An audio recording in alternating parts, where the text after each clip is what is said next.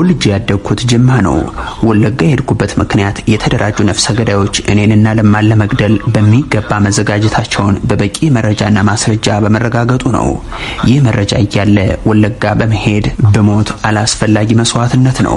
ሲቀጥል ወለጋ ሄጄ በሞት ለኦሮሞ አንድነት ከባድ ችግር ይፈጥራል። ወለጋና ጅማ መካከል፣ ወለጋና ባሌ መካከል፣ ወለጋና ሸዋ መካከል በአንድነቱ ላይ ክፍልና ጥርጣሬን ይፈጥራል።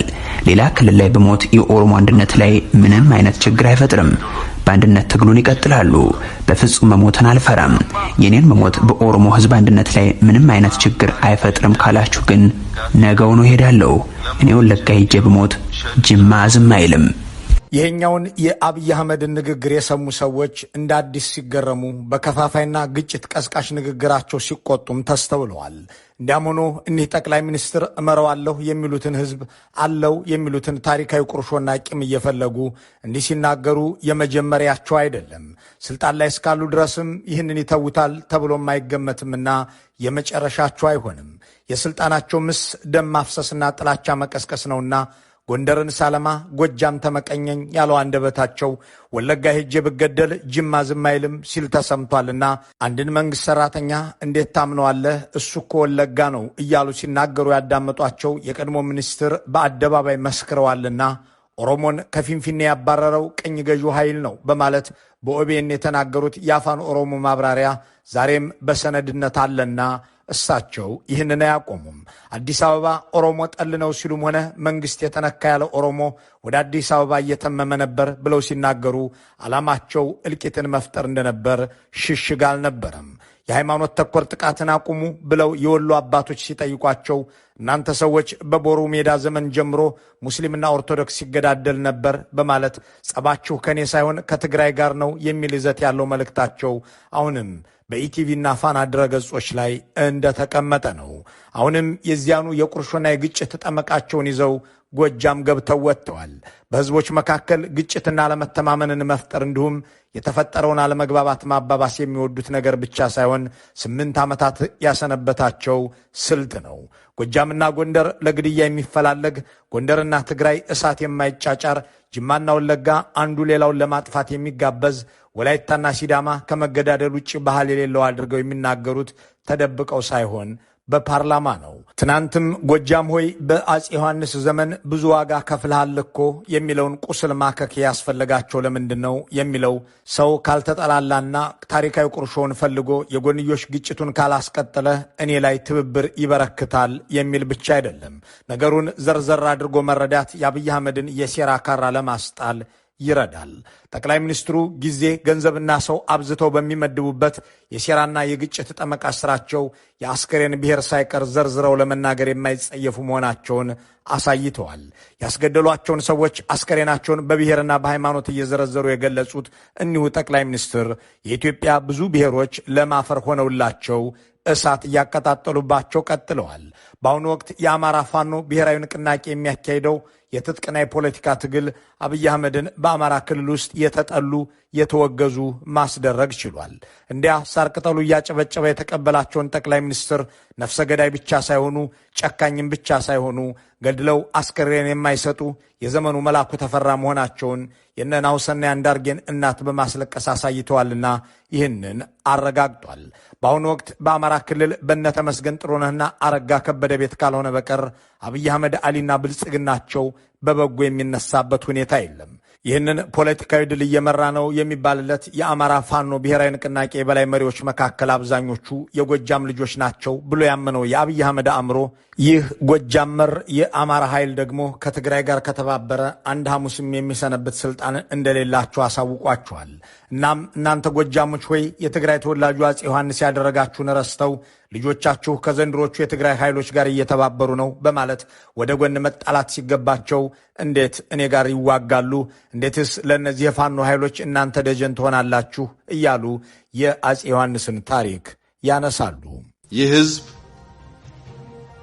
በአፄ ዮሐንስ ጊዜ በነበረው ሁኔታ ምን እንደደረሰበት ያውቃል። በጣሊያን ጊዜ ምን እንደደረሰበት ያውቃል። ትግል፣ ፍልሚያ፣ ውጊያ ለእናንተ አዲስ ጉዳይ አይደለም። አባቶቻችሁ አልፈውበታል። በየዘመናቱ ግን ኪሳራ፣ ሞት፣ ድቀት እንጂ ጥቅም አልተገኘበትም።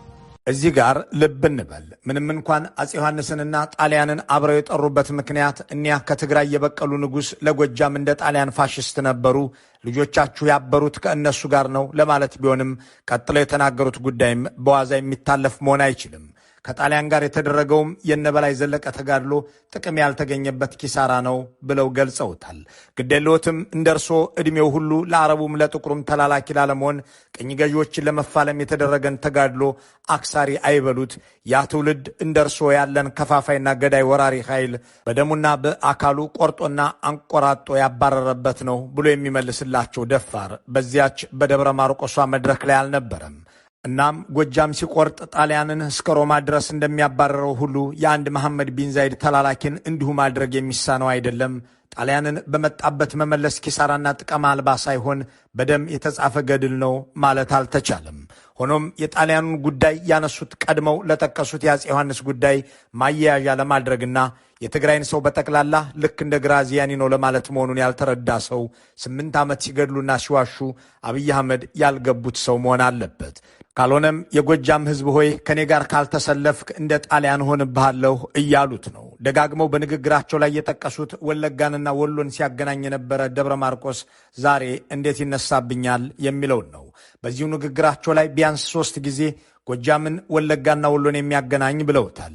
ጎጃም የሚያገናኘው ወለጋንና ወሎን ብቻ ባይሆንም ጠቅላይ ሚኒስትሩ እያሉ ያሉት እንዴት እኔ ኦሮሞ እያለሁ ጎጃም ለኦሮሞ እንደሚቀርብም እየታወቀ ስለምን ትግራይ ድረስ ሄዳችሁ የእኔን መንግሥት ልጆቻችሁ እንደወጉ ፈቀዳችሁ ለማለት መሆኑን መገንዘብ የአብይን የጥፋት ፖለቲካ መረዳት ብቻውን በቂ ነው።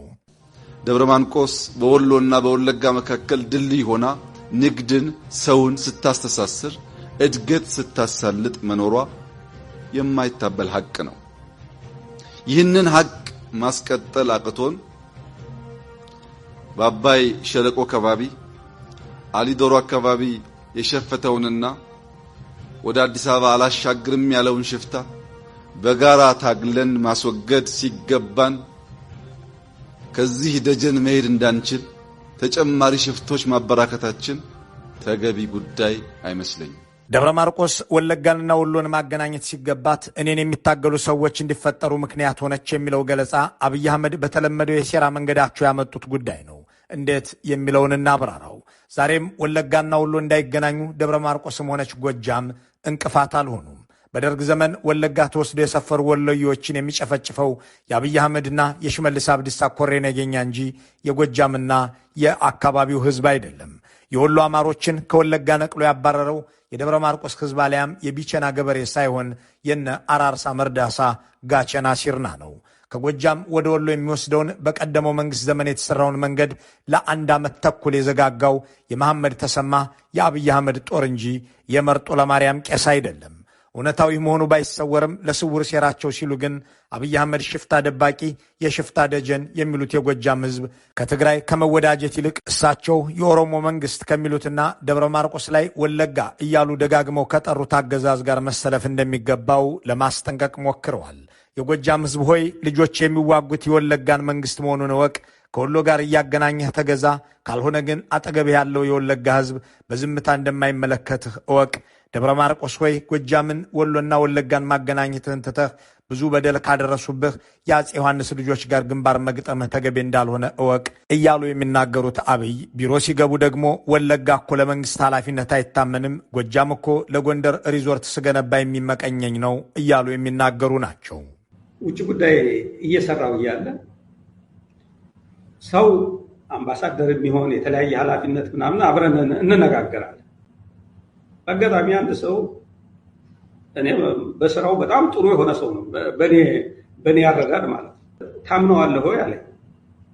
አዎ በስራው ነው የማውቀው፣ ሌላ ግንኙነት የለንም። በስራው በጣም ጥሩ ስራ ነው። ውጭ ጉዳይ ውስጥ አሉ ከሚባሉት ሰዎች አንዱ ነው። ጥሩ ዲፕሎማት ነው።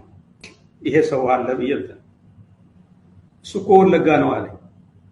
የወለጋ ሰው እንዴት ታምናለህ?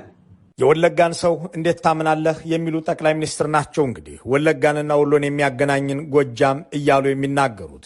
ሴረኛ ንግግራቸውን ለመረመረ ሁሉ የማይሰወረው ነጥብም ያለው እዚህ ጋር ነው። የወለጋ ሕዝብ ሆይ ጎረቤትህ ጎጃም ከአንተ ይልቅ ሩቅ ተጉዞ ትግራይ የአፄ ዮሐንስን ልጆች እየተወዳጀ ነውና በአይነ ቁራኛ ተከታተለው ለማለትም ጭምር ያለም የሚሆነው ይኸው የጠቅላይ ሚኒስትሩ ንግግር ከዚህ በፊት መንግስት የተነካ ብሎ ከኦሮሚያ ቡራዩና ለገጣፎ ወጣትና አርሶ አደር ወደ አዲስ አበባ እየተመመ ነው ብለው እንደነበር በማስታወስ ነው። ይህንን ነጥብ ወደ ኋላ መለስ አድርጎ ያገናኘ ሰው ጠቅላይ ሚኒስትሩ ስለ ወለጋና ጎጃም ጉርብትና እንዲሁም ስለ አፄ ዮሐንስ በደል ሲያነሱ ምንም እያሰቡ እንደሆነ መረዳት አይሳነውም።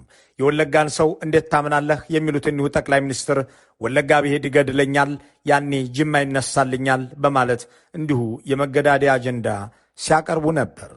አብይ በዞንና በቀበሌ ደረጃ ጸብና ክፍፍል ሲያከፋፍሉ እንዲህ ያሉ ናቸው። ደብረ ማርቆስ ላይ ቆመው ስለ ወለጋና ወሎ ሲናገሩ ስለ አፄ ዮሐንስ ዘመን አንስተውም የቂም ድር ሲጎለጉሉ ለጎጃም በመቆርቆር ሳይሆን ማህበረሰቡ ሰላምም ጎረቤትም ወዳጅም እንዳይኖረው ለማድረግ ነው።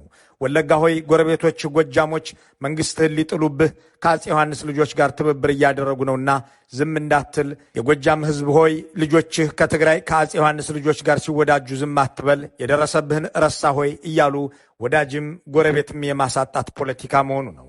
ወለጋን የማይታመንና ለኦሮሞ አንድነት ጸር አድርገው የተናገሩት አብይ ወሎንና ወለጋን የሚያገናኝ የሚሉትን ጎጃምን ደግሞ ለጎንደር ልማት ልስሰራለት የሚመቀኘኝ ነው ይሉና ጎርጎራን ስሰራ እንዴት ጎንደር ላይ ይገነባል ብሎ የተቆጣኝ እኮ ጎጃሜ እንጂ ኦሮሞ አይደለም የሚል መልእክታቸውን ይናገራሉ።